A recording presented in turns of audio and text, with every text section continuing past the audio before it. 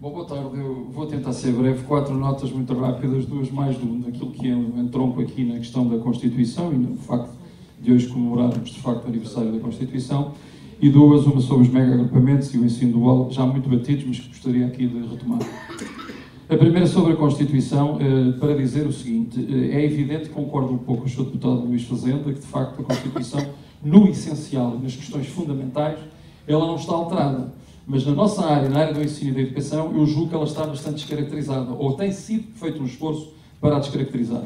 O facto dela não ter sido alterada é que as 7 revisões que já houve, enfim, fizeram-no, mas ainda não houve foi a possibilidade de haver 2/3 para alterar radicalmente. Se não se tivesse havido 2/3 de alguma revisão, provavelmente ela tinha sido mesmo alterada radicalmente. E eu recordo que em relação à nossa legislação, avulso, como aqui aliás também foi dito, tem tentado esta descaracterização. A questão da gestão das escolas, as propinas do superior, a retirada de, como aliás o Sr. Deputado do Partido Socialista ficou, de turmas no ensino público para as atribuir a ensino privado próximo, a questão do aumento do número de alunos por turma, a extinção nas reorganizações curriculares de algumas áreas e disciplinas, descaracterizando um pouco a questão do ensino integral. Portanto, são só alguns exemplos. Uma segunda nota, perpassou, tanto quanto senti, no debate e nas intervenções iniciais dos seus deputados, esta questão de que haverá aqui um grande acordo sobre as missões constitucionais. Fiquei um bocado perplexo, porque vou só isolar 3 das missões constitucionais e colocar ao lado aquilo que versus essas missões constitucionais me deixa uma perplexidade. Democratização, então em fecho de escolas, desertificando muitas das zonas do nosso país, que aliás começou com a política dos governos socialistas, e deixando até que a relação intergeracional fundamental em algumas zonas do nosso país possa estabelecer. Igualdade de oportunidades, mas as experiências que estão a ser feitas em 13 escolas no país sobre o ensino dual apontam, dos 220 alunos, salvo ver, que estão nessa experiência, para que são exatamente os alunos com 3 repetências ou aqueles que estão com 2 repetências consecutivas e que não podem voltar ao regular, não podem regressar ao regular, a não ser que possam vir a ter, provavelmente face às dificuldades que mostraram, tenham positiva nas disciplinas de português e matemática. Portanto, não percebo. Redução do analfabetismo, então o despedimento dos professores. Redução do analfabetismo, excessivo despedimento dos professores, como é que ficamos? Parece-me que não há aqui acordo nenhum entre as missões e as práticas. Portanto, esta é que é a questão que eu julgo que deve ser retirada. Sobre os mega-agrupamentos. Bom, eu só vos quero colocar uma experiência, que é uma ironia. Há 38 anos, na escola onde exerço, ali numa zona de Lisboa, na zona de Marvila, nós tivemos que descentralizar a escola secundária de Dom Dinis, dos 4.000 e não sei quantos alunos, dada a explosão democrática que na altura se verificou, para 2 escolas de primeiro ciclo. Ironia das ironias, 2 dessas escolas agora são as que vão ser recentralizadas para fazer parte do agrupamento e que vai estar na volta dos 3.000 alunos. Mas isto é só para dar um exemplo, que de facto, como foi já aqui dito, julgo conhecer que os mega-agrupamentos desumanizam o espaço, criam novos problemas de indisciplina ou funcionamento da própria escola e são ingeríveis. Não há qualquer hipótese de gerir escolas cujas distâncias são até, vou dizer, nas grandes regiões. O que é estranho, e eu pessoalmente concordaria com isto, é que não se tenha discutido, ou não se discuta o problema da horizontalização e da verticalização dos currículos. Dou um exemplo. O que é que vai acontecer a 2 escolas numa terra onde estive há poucos dias a fazer a minha Páscoa em Aveiro, que estão 2 secundárias paralelas? 2 secundárias são atravessadas por uma rua. De um lado está uma e do lado está outra. O que é que vai acontecer? Serão giga-mega-agrupamento? Funcionarão? Que respostas terão?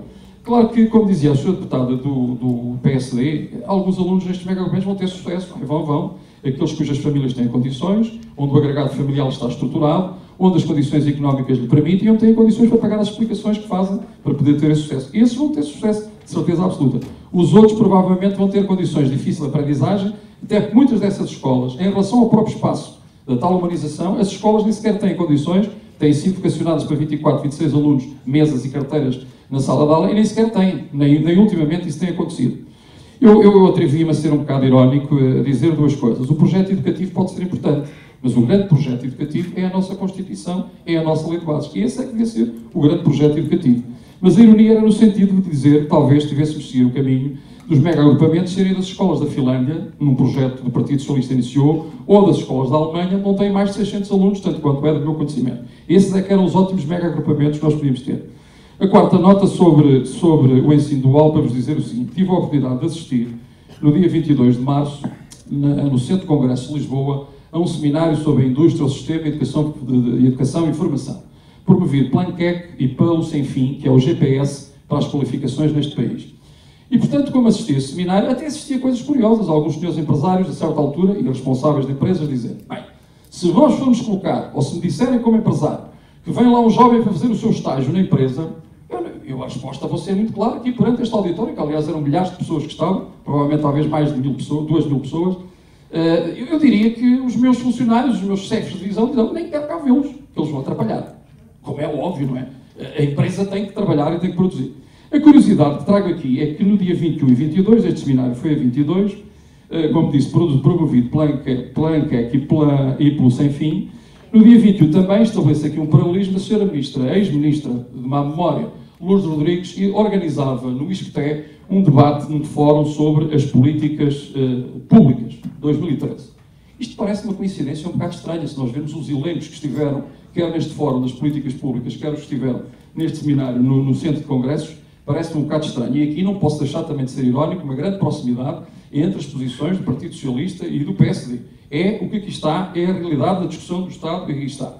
Mas o que eu quero dizer sobre esta questão do ensino dual é que ontem, eu só tive acesso hoje, fui imprimir lá na minha escola, saiu no dia 28, aliás ontem não, no dia 28, saiu uma portaria que cria os chamados Centros para a Qualificação e o Ensino Profissional, que é mais ou menos uma espécie daquilo que será a tentativa de implantação do ensino dual à portuguesa. E eu aqui diria também, com alguma ironia, que me parece que o Sr. Deputado do Partido Socialista disse tudo ao contrário do que aqui está, ou do que pode vir a redundar desta portaria.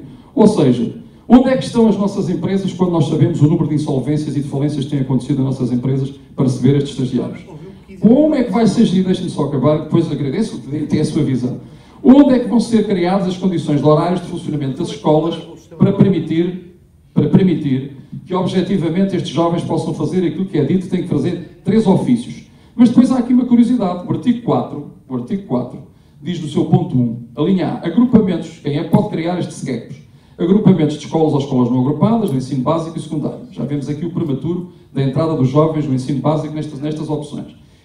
E diz que, do ponto 2, as entidades que se organizarão, também os centros de gestão do IFP podem fazê-lo, são entidades promotoras. E o ponto 3 diz esta coisa curiosa. As entidades promotoras, ou os SCEPs, no âmbito da sua atividade e atribuições, não podem cobrar quaisquer valores a título de preço pela inscrição e ou pelos serviços prestados aos jovens e adultos.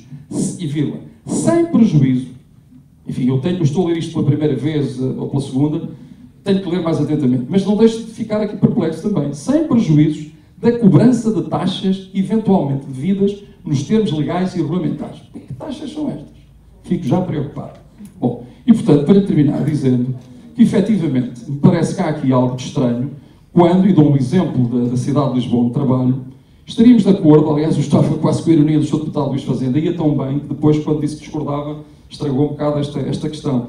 É que, de facto, vou-lhe dar um exemplo de, em Lisboa, numa escola que provavelmente conhece, ou que conheceu, chamada Afonso Domingos, foi cometido o maior crime pedagógico que há neste país, quando se destruiu, ou deixou de destruir, uma escola, antiga escola industrial, mas onde estava equipada com todas as condições de material não utilizável sequer, e que foi colocado na altura dos governos do Partido Socialista, não utilizável sequer, e que neste momento é uma coisa tipo Afeganistão. Quem for ver o espaço daquela escola, só a título de que, de facto, poderia passar ali a terceira travessia da ponte ou as obras do TGV. Não passa nada disto. A alternativa que já se chegou a colocar foi objetivamente ser um espaço de policial, de esquadra de polícia, mas ficaram lá enterrados, não só uma escola centenária, de tradições extraordinárias, mas de imenso material e condições para fazer, de facto, uma escola de caráter profissional.